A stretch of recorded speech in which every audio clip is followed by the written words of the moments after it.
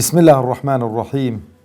الحمد لله رب العالمين، والصلاة والسلام على أشرف الأنبياء وخاتم المرسلين محمد وعلى آله وصحبه وسلم. ربنا هب لنا من لدنك رحمة وهيئ لنا من أمرنا رشدا. آمين. بنراني برزو خوشويست مسلماناني عزيز، سلام و رحمتي خواهی پروردگار برجه و سلام ولايك مانده. خواهی پروردگار عاقبت خیر مان بکاتن، سربرز و سرفرازی دنیا و قیامت مان بکاتن. خواهی پروردگار بگوری و عظمتی خوی دهاتو مان لرابردو مان باشتر بکات، با مسلمانی بمان جنه، با مسلمانی بمان مرینه، با مسلمانی زندی مان بکاتو انشاءالله تعالی. خوش شویستانم لبرنامه بختوری خواهی پروردگار بختوری دنیا و قیامت مان بکاتن و او برنامه بخاطر ترازوی چاکەکانمان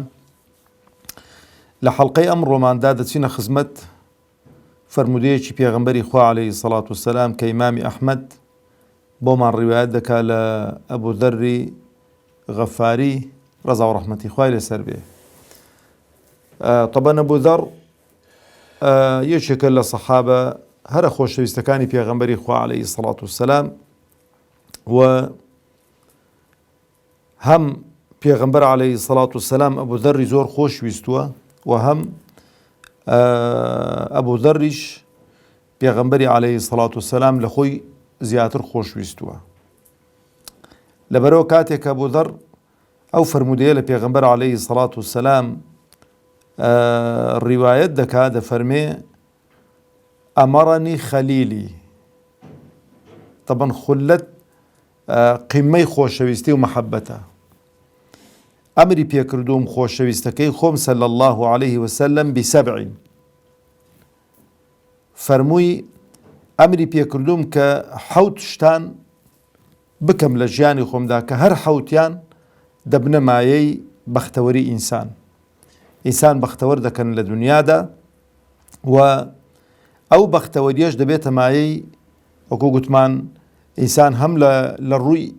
ڕوحیەوە ئاسوودە بێ، لە ڕووی ئیمانیەوە بەختەوەر بێ و لە ڕووی کۆمەڵایەتیشەوە ئینسانێکی بە سوود و بە قازانج و بە نەفع دەبێتن. لەبەرەوە دەفەرمێ ئەمەڕەنی بحب المەساکینی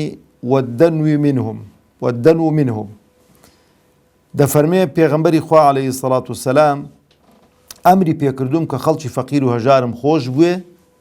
و لێشیان نزیک ببمەوە. لەبەرەوەش ئەبوو دەڕ ڕەزا و ڕەحمەتی خوای لەسەر بێ هەتا وەفاتیشی کرد. ئەگەر مسلمانێکی بینی بایە وەزعی خۆش بە، ئەنێگە بە حەڵاڵیش هانەک بە حەرامی. مسلمانێک سەحابەیەکی بینی بایە وەزعی خۆش بایە، جلوبەرجی جوانی دەبەردا بایە، دەوڵەمەندی پێوە دیار بایە، دەیگۆ دنیا تووشی گۆڕی و ئەتۆش بەکەلک ڕەفاقەت و برادەرایەتی من نایی. تاوای لێهات لە شام معاویەی کوڕی ئەبی سوفیان ڕەزا و ڕەحمەتی خوای لەسەر بێ ئەبوو دەڕی دەرکرد، ناردیەوە مەدینەی لای ئیمامی عوسمان. لەوێن دەرێژ بە هەمان شێوە تەماشەی دەکرد هەر سەحابەیەکی کە وەزی خۆش بایە، پارە و پولێکی پێشک ببربایە، زۆر گازندەی لێ دەکرد و وەزەکەی توانم بڵێ مالێ کردبوو کە خەڵک تەقەبولیان نەدەکرد، چونکە بە حەڵاڵی خوا ڕێی پێداوە. ئیمامی عوسمانیش فەرمووی بۆ خۆت بڕۆ ڕەبڵەی بە تاقی تەنێ لەوێن دەرێژیان لە ڕەبڵەی لەوێن دەرێژ وەفاتی کرد. ئەوەش پێغەمبەری خوا عەلەیهی سەڵات وسەلام وەکو موعجزەیەکی پێغەمبەر عەلەیهی سەڵات وسەلام دەربارەی ئەبوو دەڕ دەفەرمێ یعیش وحیدا ویموت وحیدا ویبعث وحیدا. دەڵێ بەتەنێ دەژی، بەتەنێش دەمری، بەتەنێ زیندی دەبیتەوە. طبعاً ئەو جۆرە بیرکردنەوە کەس تەسەووری وەکووی نەبوو، حیسابکە بەتەنێ بۆ خۆی دەژیا و ڕۆیشت لە ڕەبڵەی کەس لەوێ نەبوو کە وەفاتی کرد، بە تاقی تەنێ دەژیا لە خیوەتێکی لەوێن دەرێ لەو سەحرایی و بەتەنێش زیندی دەبیتەوە. جا مەبەستم پێغەمبەری خوا عەلەیهی سەڵات و تەماشەی تەبعی ئەبوو دەڕی کردووە و نەک تەبعی ئەبوو دەڕ هەر بە عامیش ئینسان خەڵکی فەقیر و هەژاری خۆش بووێتن. ئەگەر خەڵکی فەقیر و هەژارت خۆش ویست و لێیان نزیک بیەوە هەست بە مەعاناتیان دەکەی، هاوکاریان دەکەی. ئەگەر هاوکاریت کردن بەشێکە لە بەختەوەری ئینسانی ئیماندار بەوەی دڵخۆش دەبێت کە دەزانیان کە هەست دەوەی بەدەکاتن کە هاوکاری فەقیر و هەژارێکی کردووە، دەستی یارمەتی بۆ فەقیر و هەژارێک درێژ کردووە.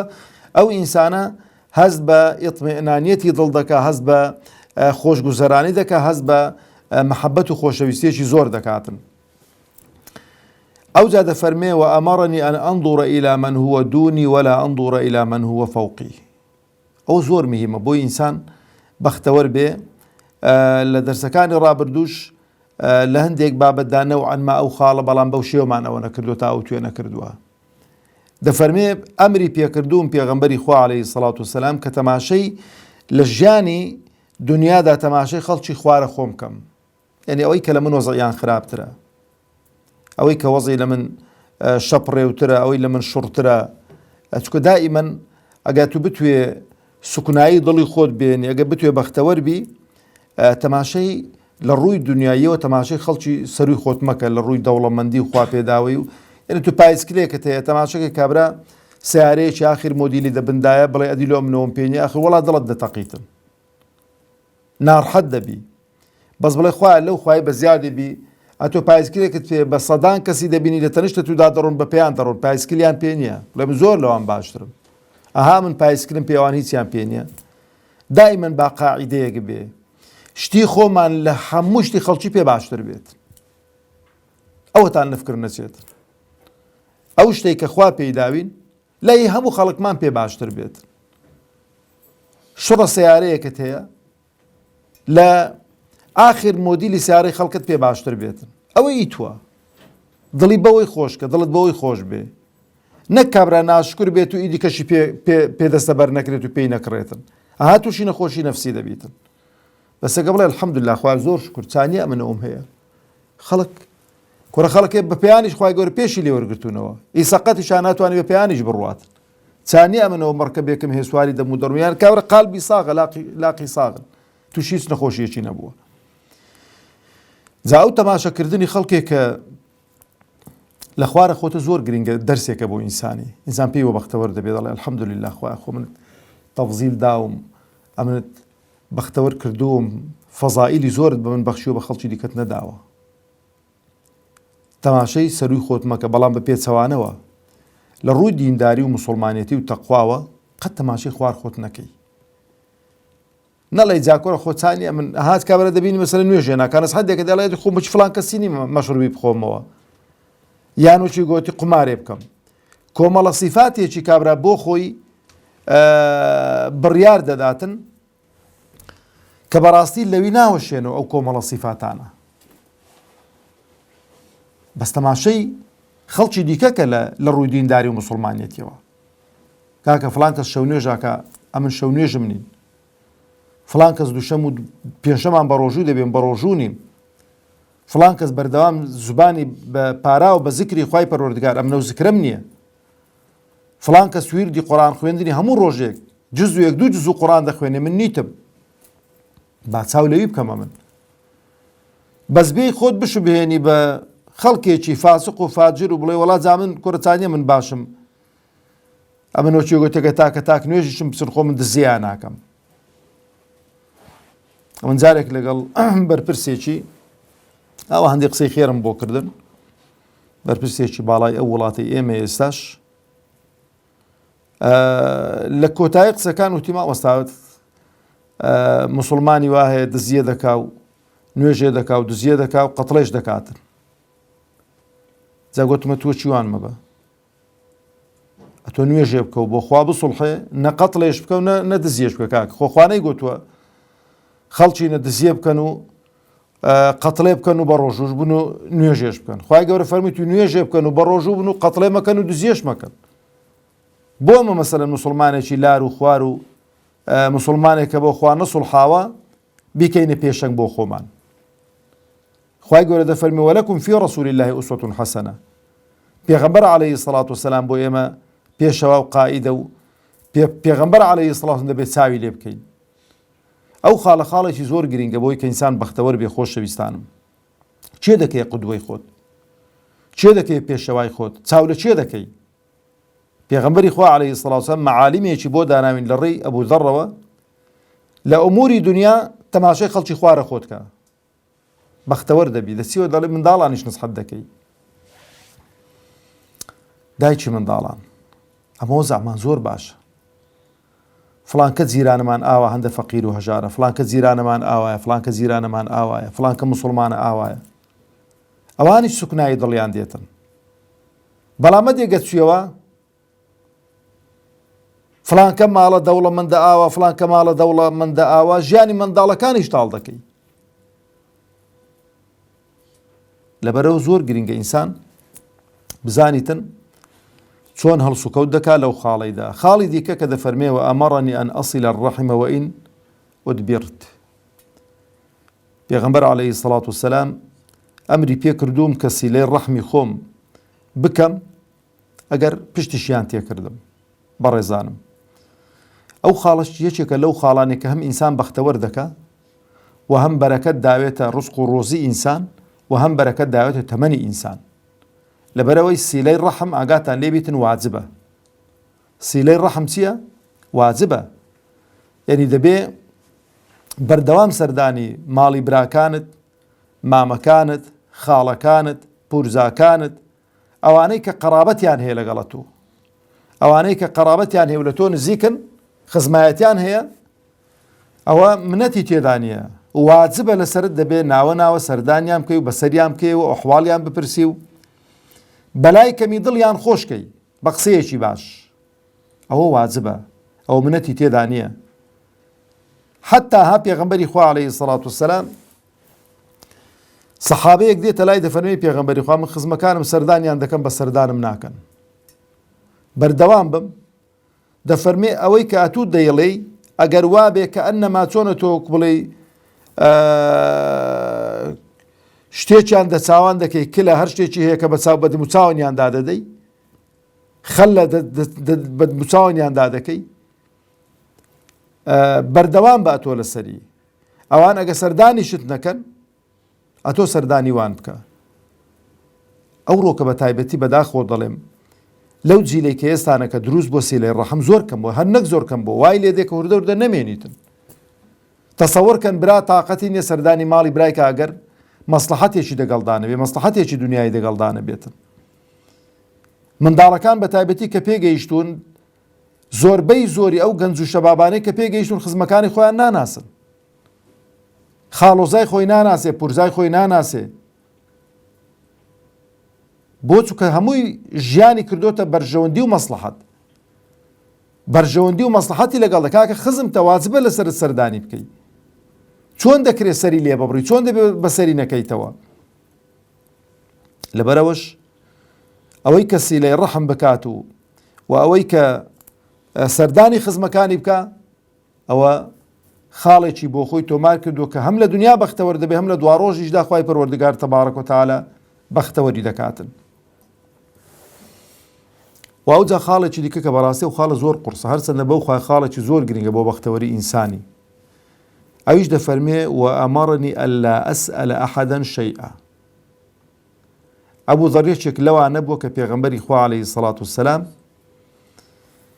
وعد و بەڵێنی لێ وەرگرتووە کە داوای هیچ شتێک لە کەس نەکات کۆمەڵە سەحابەیەک بوو ناگاتان لێبی لەوانە یەکێکی دیکە لەوانە ئەبوو بەکری سیدیق بۆ ڕەزا و ڕەحمەتی خوای لەسەر بێ حتا ئەبوو بەکری سیدیق جاری وا بوو لەسەر وڵاخەکەی قامچەکەی لێکەوتۆتە خوارەوە سەحابەی لە دەوروبەر بوون سەحابەی پێغەمبەری خوا عەلەیهی سەڵاتو وسەلام بە کەسی نەگوتووە قامچەکەم وێدەنەوە لەسەر وڵاخەکەی دا بە هاتۆتە خوارەوە قامچەکەی دەست کردوتێ و پێیان گوتۆی خەلیفەی موسڵمان هەر بێمت گودا قامچەکەمان وێ دەداوەتی وعدم بە پێغەمبەر داوە عەلەیهی سەڵام داوا هیچ شتێک لە کەس نەکەم دا فڵان کەس قامچیمەوە داواکردنە ئەو قامچێم وێدەوە دەفەرمێ وەئەمەڕنی ئەللا ئەسئەلە ئەحەدەن شەیئا ئەمری پێکردووم کە بۆی کە بەختەوەر بم لە دنیا داوای هیچ شتێک لە کەس نەکەم ئەزانی چەند موهیمە ئینسان ئەگەر ئەو نەفسیەتەی بۆ دروست بێ ئەو ئیمانەی بۆ دروست بێ ئەوەی کە داوا لە خەڵکی ناکاگاتان نەبێ زۆر خۆشەویستە بێ لە ناو خەڵکیدا حاڵەتی ضروری و ئەوە جیاوازە کابرا مەسەرەن دەبینی حاڵەتێکی ناچاری ئەوانەیە بەڵام من باسی عام دەکەم خەڵک تەبیعاتی خەڵکی وایە زۆر داوات لێ کرد لێت تووڕە دەبیتن ڕوت لێ وەردەجێڕ ڕوت لێ گرش دەکاتن بەڵام خوا تەبارەک و تەعالە ئەگەر داوای لێ نەکەی لێت تووڕە دەبێتن من لم يسأل الله يغضب عليه ئەوەی داوا لە خوانەکە خوا لێی تووڕە دەبێت بەڵام ئەگە برای دایک و باوکیشت بێ جارێک 2 3 4 5 کرتە پیشە کابرا لێت تووڕە دەبێت تەلەفۆنت لەسەر دەگوژێنیتەوە پشتت تێ دەکا پشتت لێ وەڵامت ناداتەوە ئەوجا دەفەرمێ وأمرني أن أقول الحق وإن كان مرا بەخوا زۆر مهمە ئەو خاڵە هەمیان مهمن ئەوە هەمووی چێ ناخی ئینسان بەختەوەر دەکاتن حەقێکت لەکنە شایەتیەکی حەقت لەکنە لەسەر براکەی خۆت لەسەر منداڵەکەی خۆت ئەزانی کە ئەو شایەتەی دەشێریەوە ئەو شایەتەی کەتم دەکەی چەند تەعزیبێکی ڕوحیت پێدەگاتن وا مەزانە بەختەوەر دەبی بەڵێ منداڵەکەت پاراست و ئیدیکەت پاراست و شایەتی بە حەقت بۆ نەداوە شایەتی حەقت لەسەر نەداوە بەڵام ئەتۆ ئاسوودەنی بەختەوەرنی ئەتۆ بەردەوام ئەو زەمیر و ئەو ئیمان و ئەو ئینسافە دائیمەن تەعزیبت دەداتن بەڵام کاتێک کە دەبینی قسەیەکی حەقت لەکنە لەسەر خۆت لەسەر منداڵەکەت لەسەر هەر کەسێکی کە خۆشت دەوێ شایەتێکی شایەتی بە حەقەکە دەدەی بازەرە دەیویش بیتن ئەزانی چەند بەختەوەر دەبی چەند شادومان دەبی لە دنیادا لەبەرەوەش خوای پەروەردگار تەبارەک و تەعالا دەفەرمێ ولا يجرمنكم شنآن قوم على ألا تعدلوا اعدلوا هو أقرب للتقوى با دوژمنایەتیتان بۆ خەڵکانی چواتان لێ نەکەن دادپەروەر نەبن عادیل نەبن بە عەدالەتی و بە دادپەروەری لە دنیادا بژین ئەوە نزیکترە لە تەقوا و دینداری و موسڵمانێتی ڕاستەقینە و ئەوجا دەفەرمێ وأمرني أن أكثر من قول لا حول ولا قوة إلا بالله ئەمری پێکردوم کە زۆر ئەو زیکرە بکەم طبعا ئەو زیکرە لا حول ولا قوة إلا بالله زیکرێکی زۆر مهمە یعنی هیچ شتێک لەو دنیایە ڕوونادا بەبێ ئەمر و فەرمانی خوا نەبێتن و هیچ شتێکمان پێ ناکرێ لە چاکە و تاعەت و عیبادەت و خواپەرستی ئیلا بە ئەمر و فەرمانی خوا نەبێتن و هیچ شتێک مەیسەر نابێ ئیلا بە ئەمر و فەرمانی خوا نەبێتن خوای پەروەردگار فاعلی مطلقە لەو بوونەوەرەدا لەو کەون و کائیناتەدا هەموو شتەکان لە بەردەستی ئەوە دەفەرمێ ئەوە کەنزێکە لە ژێر عەرشی خوای پەروەردگارە تەبارەک و تەعالا خۆشەویستانم ئەو حەوت خاڵە قەناعەت بکەن کۆمەڵە خاڵێکی زۆر گرینگن بۆ بەختەوەری ئینسان بەختەوەر بێ ئینسان خۆش گوزەران بێتن و ئینسان وەکو بڵێ ڕێنماییەکن لە پێغەمبەری خوا عەلەیهی سەڵات وەسەلام بۆی کە ئێمەی موسڵمان پێیانەوە بەختەوەر بین ئەو سەحابە بەڕێزە ڕەزا و ڕەحمەتی خوای لەسەر بێ هەمووی جێبەجێکردن هەتا دەیفەرموو گوتنی حەق ڕەفیق و برادەری پێوە نێشت و ڕەزا و ڕەحمەتی خوای لەسەر بێت چونکە جاری وایە ئینسان بەڕاستی ئینسانی حەقگۆ ئینسانی ڕاست ڕەفیق و برادەرت زۆر کەم دەبن دۆستت نامێنن بۆ چکە خەڵکێک بەڕاستی دۆستایەتیت دەکا ڕەفاقەتت دەکا پێی خۆش نییە عیب و عارەکەی پێ بڵێەوە جارێکت نسحەت کرد 2 جارت هەن خۆت لێ دەشێریتەوە دەڵێ گوتنی حەق دۆست و ڕەفیقی پێوە نێشت و لەبەرەوەش ڕەزا و ڕەحمەتی خوای لەسەر بێ بەتەنێ لە ڕەبدە ژیا و لێوێن دەرێ وفاتی کرد هەزار ڕەحمەتی لێ بێتن خوای گەورە تەبارەک و تەعالا عاقیبەتمان خێر کاتن سەربەرز و سەرفرازی دنیا و قیامەتمان بکات تا حەڵقەیەکی تر بەخوای پەروەردگارتان دەست پێرم والسلام عليكم ورحمة الله وبركاته